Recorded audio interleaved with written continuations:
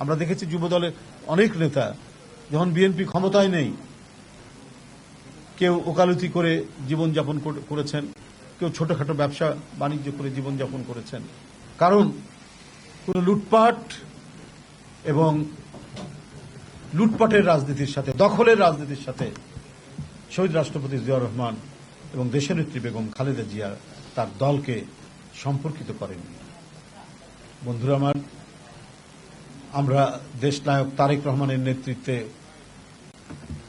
গণতান্ত্রিক সংগ্রাম করছেন।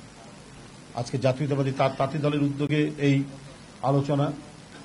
আমরা তাঁতের উপর আর কিছু বললাম না, জিয়াউর রহমানের অবদান তারা নিজেরাই বলেছেন সমস্ত কিছু। তো আমরা এই কারণেই এত নিপীড়ন নির্যাতন সহ্য করে বারবার কারাগারে যাওয়া, বারবার রিমান্ডে নেওয়া এর মধ্যে করছে যাতে ফিরে আসুক, যাতে গণতন্ত্র ফিরে আসুক, ভদ্রলোকরা যাতে নিঃশ্বাস নিতে পারে।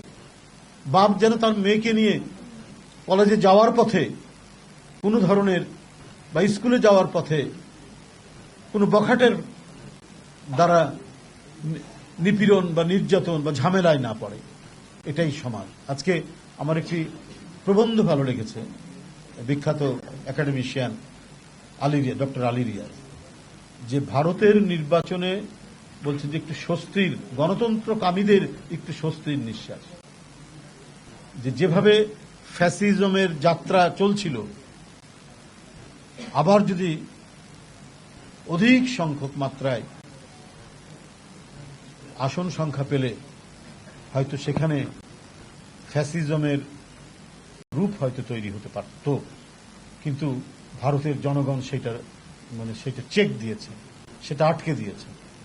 ডক্টর আলী রিয়াজের আমি এই মন্তব্যের মধ্যে দিয়ে যে ভারতের যে স্বাধীনতার পর থেকে যে গণতান্ত্রিক কাঠামো, তাদের যে প্রতিষ্ঠানগুলো যেভাবে গড়ে উঠেছে, সেই প্রতিষ্ঠানগুলো গড়ে ওঠার কারণেই যে ফ্যাসিজমের পথে যাত্রা এটাকে রুদ্ধ করে দিতে তারা সক্ষম হয়েছে।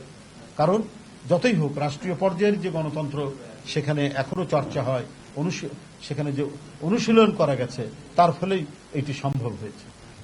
তো আমাদেরকে এইরকম একটি পরিস্থিতির মধ্যে জনগণের ইচ্ছার রায়কে, জনগণের ইচ্ছার যাতে প্রতিফলন হয়, আমাদের সেই পরিস্থিতি ফিরিয়ে আনতে হবে।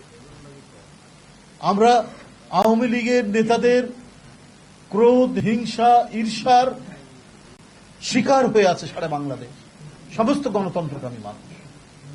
কার জমি কে দখল করবে, কোন আওয়ামী লীগ নেতা দখল করবে, কোন বড় পুলিশ কর্মকর্তার চোখে পড়বে, যারা প্রতিবাদ করতে পারবে না, নিরীহ জনগণ।